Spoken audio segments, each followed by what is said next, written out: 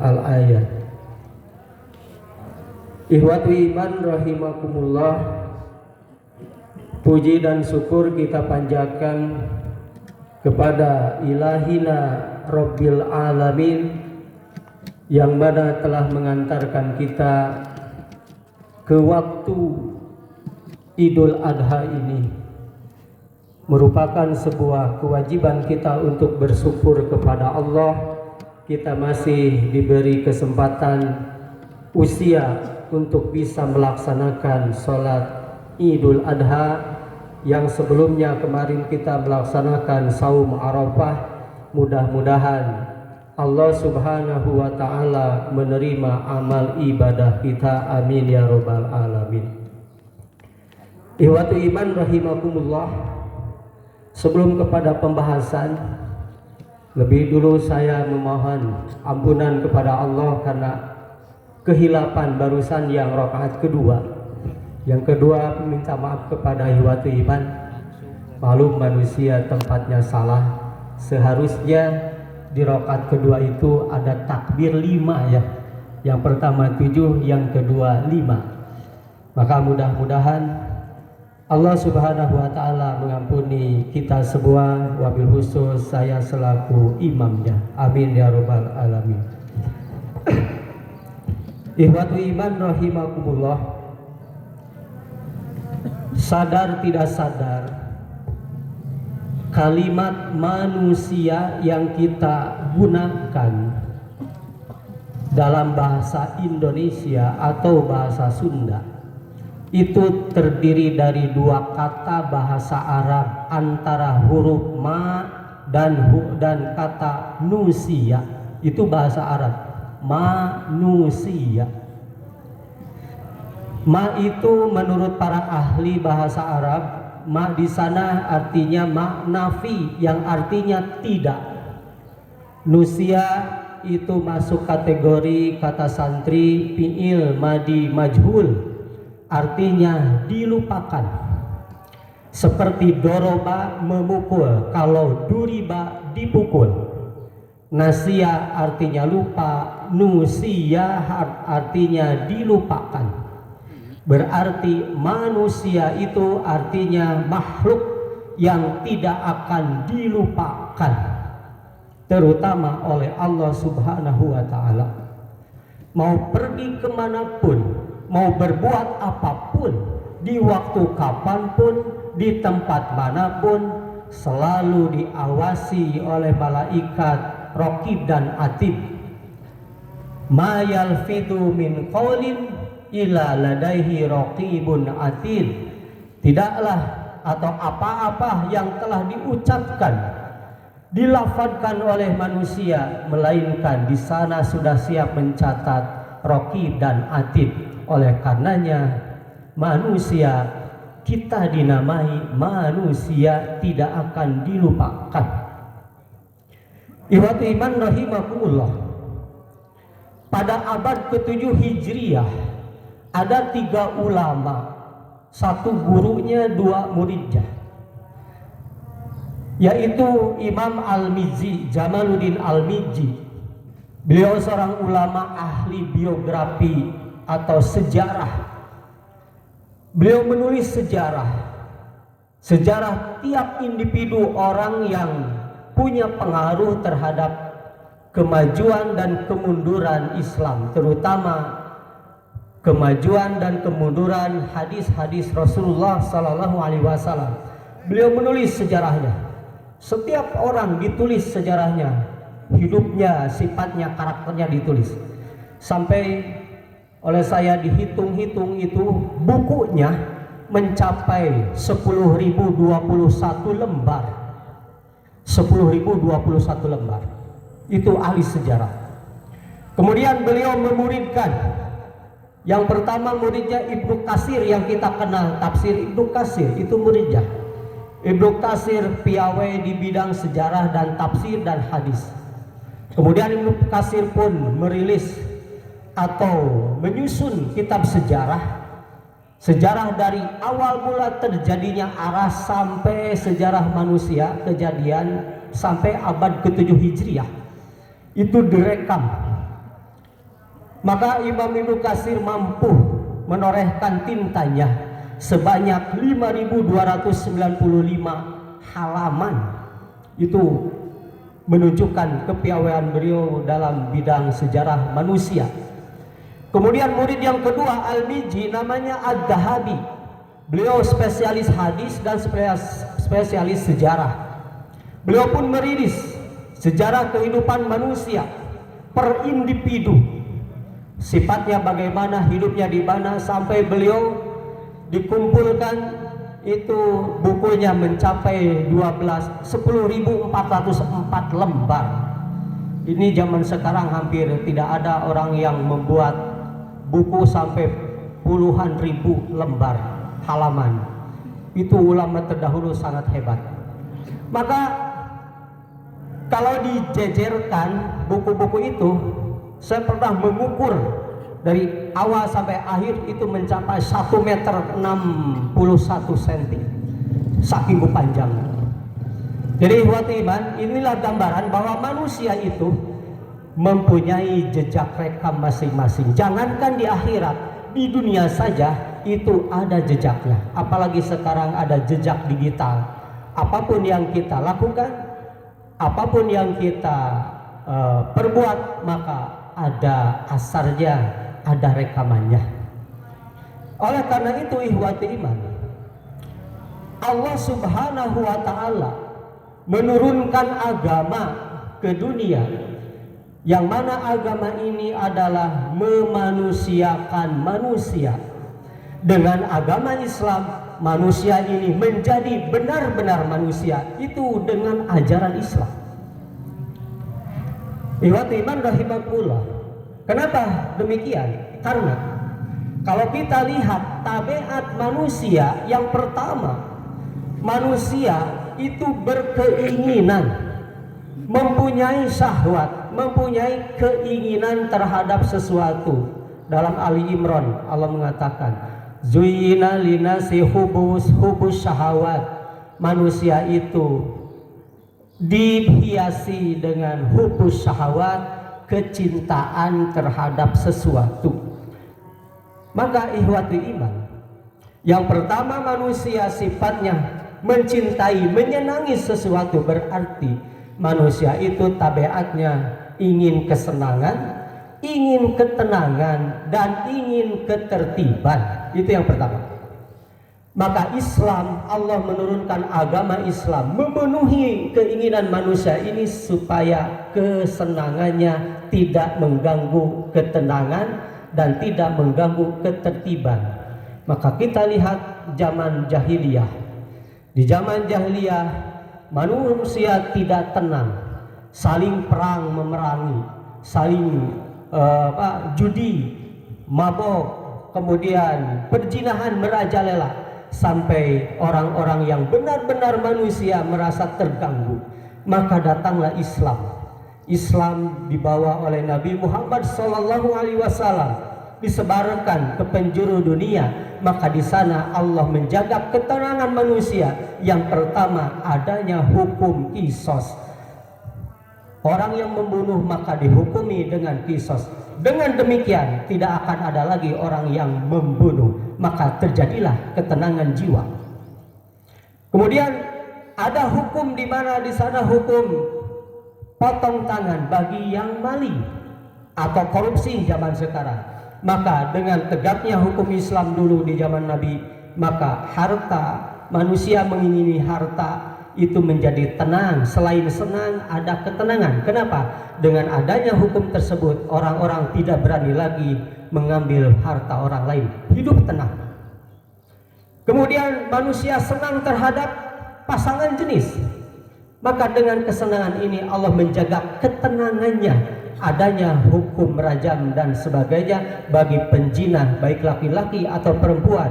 Maka dengan adanya di zaman Nabi hukum tersebut, maka tenanglah manusia pada waktu itu. Tidak ada yang berani berbuat selingkuh, serong dan zina. Maka tenang sebenarnya. Maka hukum Islam ini demi memanusiakan manusia, karena manusia tabiatnya ingin kesenangan dan ketenangan juga ketertiban. Yang kedua, ikhwatul iman, Manusia tabiatnya ingin sehat. Tidak ada manusia yang ingin sakit. Mungkin di luar jalur garis kemanusiaan kalau orang ingin sakit. Maka karakter manusia ingin sehat. Maka Islam menghadirkan bagaimana manusia, bagaimana kita ini hidup sehat. Yang pertama, sehat pikiran. Islam menghadirkan bagaimana supaya pikiran kita sehat, rohani kita sehat, hati kita sehat. Maka Islam menghadirkan adanya diharamkan satu sama lain saling menggibah.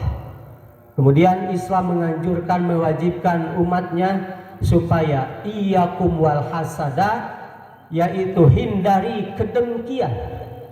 Iyyakum wadhanna, hindari suudon. Maka hasud ini, suudon ini perbuatan yang bisa mengganggu pikiran orang lain. Maka dengan hukum ini tidak ada umat Islam ketika mau menghasut memikir dua kali karena dosa. Ketika suudon berpikir dua kali takut dosa, maka akan menimbulkan ketenangan, kesehatan pikiran. Kemudian Allah Subhanahu wa ta'ala memaparkan tentang rezekinya. Rezeki manusia itu sudah ditakdirkan oleh Allah Subhanahu wa ta'ala. Kata Allah, la taqtulu auladakum khasyata imlaq, nahnu narzuqukum wa iyyahum. Janganlah kalian membunuh anak-anakmu karena takut kemiskinan. Kamilah yang memberi rezeki mereka dan kamilah yang memberi rezeki kalian. Maka di sini umat Islam menyandarkan sepenuhnya tentang rezeki sekarang dan yang akan datang itu urusan Allah, jangan kita pikirkan. Kita hanya sebatas berikhtiar. Maka dengan demikian umat Islam akan mempunyai ketenangan batin, tidak akan menggantungkan kepada dunia, semuanya menggantungkan kepada Allah, akan menimbulkan sifat qanaah, menerima takdir dari Allah baik buruk dan bagusnya. Itu yang kedua. Yang ketiga yaitu manusia butuh kesehatan jiwa dan raga. Badan kita perlu sehat. Maka Islam menghadirkan keinginan manusia ini. Menurut ahli kedokteran, sehatnya jasmani manusia itu harus memenuhi gizinya, harus seimbang. Sedangkan manusia, tubuh kita ini memerlukan gizi, protein nabati dan hewani, harus seimbang. Maka Islam menghadirkan. Allah berfirman dalam surat Al-Baqarah, wa kadzalika ja'alnakum ummatan wasata. Dan begitulah kami jadikan kalian sebagai ummatan wasaton, umat yang tengah-tengah, sineger tengah bahasa Sunda. Jadi umat Islam itu umat yang sineger tengah, modern, wasaton. Lihatlah binatang. Binatang itu menganut dua. Yang pertama, ada pemakan rumputan tanpa daging-dagingan. Doma, sapi, jeung sajabana. Tapi keur doma jeung sapi mah sok sanajan jukun tuluy da ku Allah tos kitu takdirna. Teu jadi asam urat doma teh kan ketika dipeunci teh asam urat. Henteu, sapi moal asam urat sok sanajan jukut wungkul nu dituang unggal poe. Kemudian ada binatang itu yang makanya anti dedaunan, anti serat-serat dedaunan, tapi mereka makan daging khusus seperti singa, macan, beruang dan lain sebagainya. Karena takdirnya seperti itu, mereka tidak mengalami penyakit kolesterol, apalagi darah tinggi. Maka cairitakeun singa darah tinggi sok sanajan gede ambak. Daya, mari itu takdirnya atas masing-masing. Maka manusia ini umatan wasaton, khususnya umat Islam. Allah menghadirkan agama ini agama yang sineger tengah, pertengahan. Di agama yang lain ihwati iman, ada penganut keyakinan yang anti terhadap daging-dagingan. Alasannya karena menyakiti. Tidak boleh makan daging sapi, tidak boleh makan daging ayam, tidak boleh makan ikan karena itu termasuk dedagingan, itu haram. Maka Islam umatan wasaton dengan hadirnya dua in, itu menjadi simbol bahwa Islam itu memberi kita manusia supaya sehat, seimbang gizi.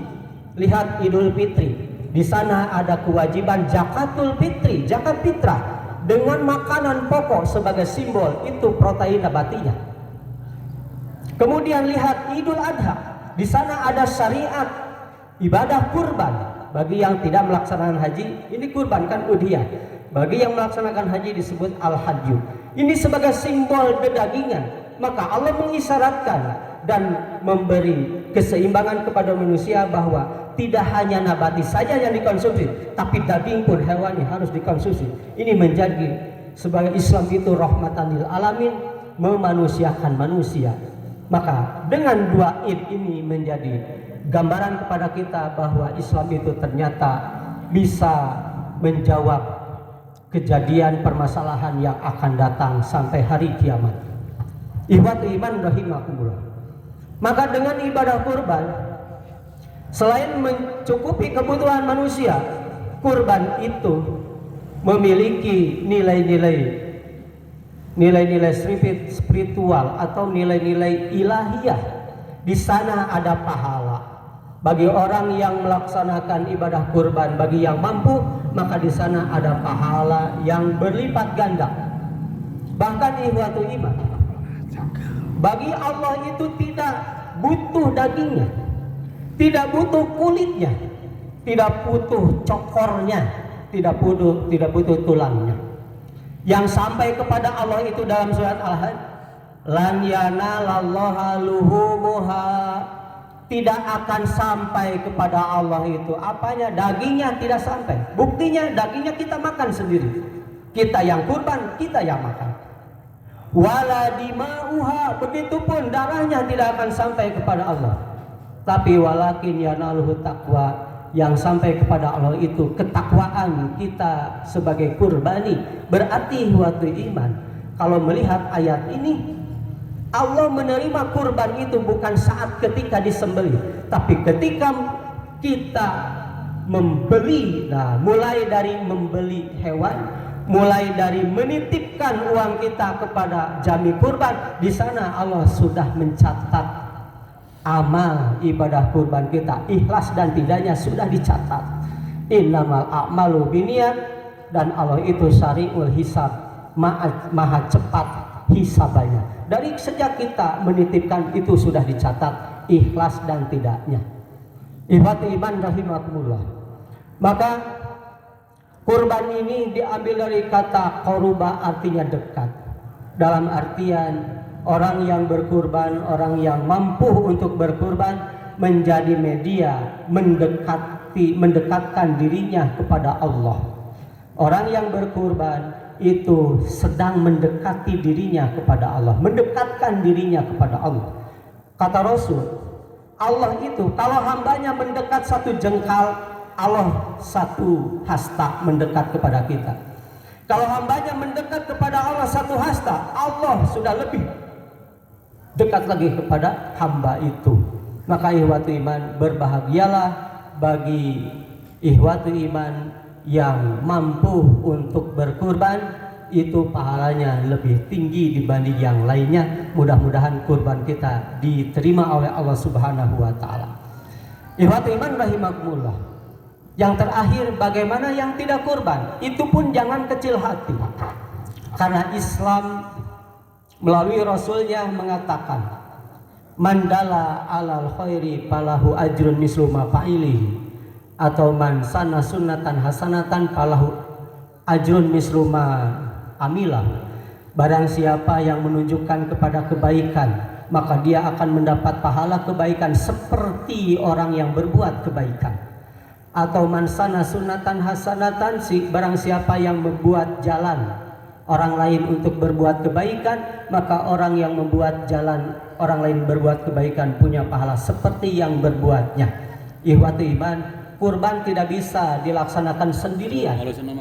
Sapi yang begitu besar oleh sendiri tidak mungkin, sekeluarga tidak mungkin. Maka orang-orang yang berjasa demi mewujudkan, melancarkan, mensukseskan kurban kita, maka orang ini punya pahala seperti misluma amilahu, seperti orang yang berkurbannya. Maka panitia, baik yang menyediakan konsumsinya, baik yang menyediakan alat-alatnya, baik yang terjun dengan tenaganya, baik yang terjun dengan pemikirannya, baik yang terjun dengan dananya, maka semuanya mempunyai pahala. Tidak ada yang sia-sia di dalam Islam. Apabila terlibat dalam kebaikan, di sana ada pahala kebaikan dari Allah. Mandala ala hasanatin alal khairi falahu ajrun mislu ma amilahu. Jangan berkecil hati. Bagaimana kalau tidak ikut sebagai panitia? Karena panitia itu terbatas. Tidak mungkin satu sapi panitia, 2 RT atau HPA kemudian panitia. Maka menerima pun itu oleh Allah dicatat sebagai pahala. Karena daging kurban tidak akan bisa termanfaatkan kalau tidak ada yang memakannya. Oleh karena itu Allah mengatakan dalam Al-Quran, fakulu minha, maka makanlah kalian dari daging kurban itu. Ini kepada kurbani, orang yang kurban, silakan boleh makan. Kemudian fa'atimu, berilah kepada mereka al-qani'a wal mu'tar, bagi orang yang meminta dan bagi orang yang tidak meminta pun dibagi daging kurban spesial. Daging kurban mah jangankan yang beriman, non muslim pun harus kebagian. Ini sebagai syiar bahwa Islam itu rahmatan lil alamin. Jangankan kepada sesama muslim, kepada non muslim pun Islam mengabarkan tidak bahil, tidak pedit, khusus dalam daging kurban. Tapi kalau zakat fitrah mah khusus lingkungan kaum mukminin sebagai mustahiknya. Ikhwatu iman rahimakumullah, maka mudah-mudahan apa yang kita amalkan di bulan ini menjadi amal soleh bagi kita. Dan yang paling terakhir, Id sekarang ini bertemu dengan 2 Id, yaitu hari Jumat. Para ulama sepakat apabila istama'a idani, 2 Id berkumpul antara Idul Fitri atau Idul Adha dengan Jumat, maka ada rukhsah bagi laki-laki yang melaksanakan sholat Idul Adha di pagi hari. Nanti hari Jumat, sholat Jumat diperbolehkan untuk tidak Jumatan. Jadi Pak, pamit Jumatan, oke, tesawios tedoraka, hoyong bilih hoyong ngaraoskeun tejumahan, tah eta tejumahan tapi tedoraka. Gitu kayak rasanya genah gitu. Tapi berpahala. Kenapa? Karena Allah sendiri yang mensyariatkan melalui Rasulnya. Kata Rasul, istama'a fi yaumikum hada idani, telah berkumpul pada hari ini bagi kalian 2 Id. Maka paman sya'a, barang siapa yang tidak Jumatan, maka Jumatan itu palyaji'uhu, itu mencukupi sholat Id, mencukupi sholat Jumatnya. Jadi boleh tidak Jumat. Wa ana mujamiun, tapi kata Nabi, saya marek Jumahan we. Non margi di zaman Nabi mah teu aya nu wantun ngahotiban Jumaah, lintang ti Nabi nya Nabi mah Jumahan. Maka diurang di dia di jamaah istiqomah, upami bade ngayakeun mangga, upami teu ngayakeun ge teu sawios kitu nya. Upami ngayakeun bilih aya nu Jumahan mangga, itu tiasa. Itu mah pilihan. Rupina sakitu nu tiasa kapihatur, mudah-mudahan aya guna sila manfaatna khususna kaum simhuri.